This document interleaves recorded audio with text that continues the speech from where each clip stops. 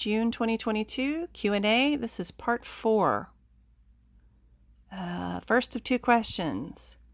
What is the range of things that can happen if a human drinks the blood of another human? We're getting kind of vampiric up in here, so what is the range of things that can happen if a human drinks the blood of another human?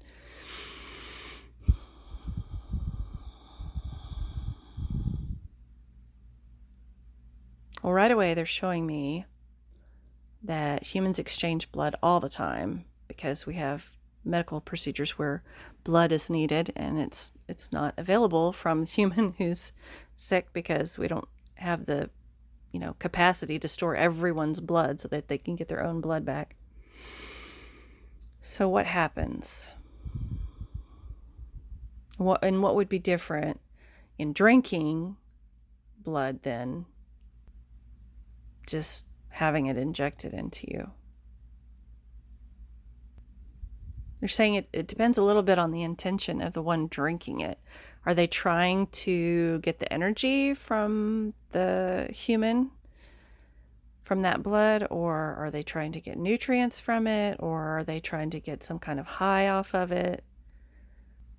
And any of those things can happen. It's just like, it's almost like a placebo and nocebo effect. Like if you believe it'll hurt you, then your body's going to react negatively to it. And if you believe it's going to help you, then you're going to feel better. I'm also seeing or feeling that in both cases, whether you drink it or you have it injected or whatever, infused, what do you call it when you get blood from somebody else? I don't know. Anyway, you do get the energy of that other person. But I feel like more so in transfusion. That's what I meant to say. That's the word I was looking for.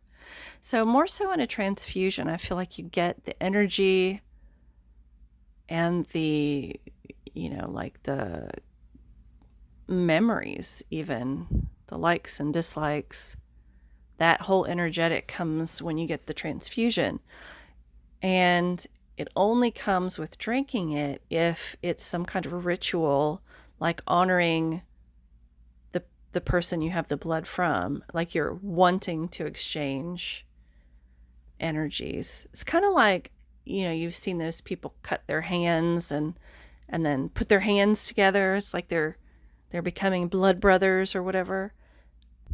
It's like trying to bond with someone. And I guess it kind of works. I mean, but it doesn't seem, I'm not feeling like an equal exchange is common in either drinking or the, obviously in the transfusion. Like maybe somebody is giving blood to help their loved one, but they're not getting blood. They're not getting their loved one's blood back. So that's not really an equal exchange. It's helping them. But it would be easier just to do a consensual energy exchange with someone. That's interesting.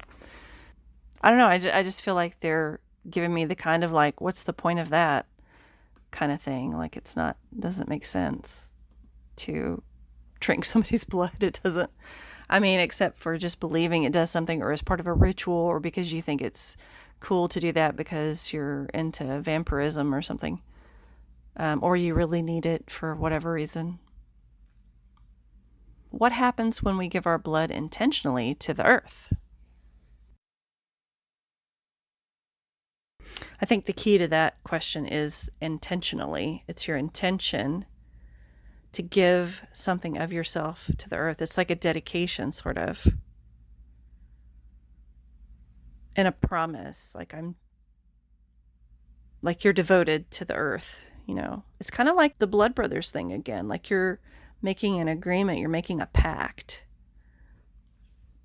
And the earth appreciates your devotion.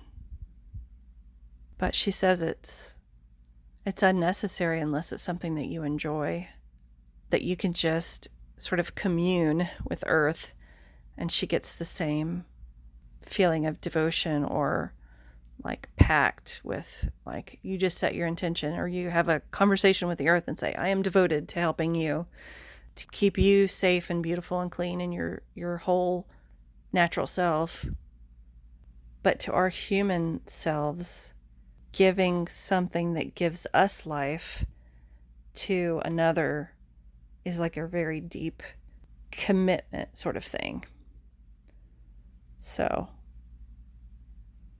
yeah, that's all I got for that.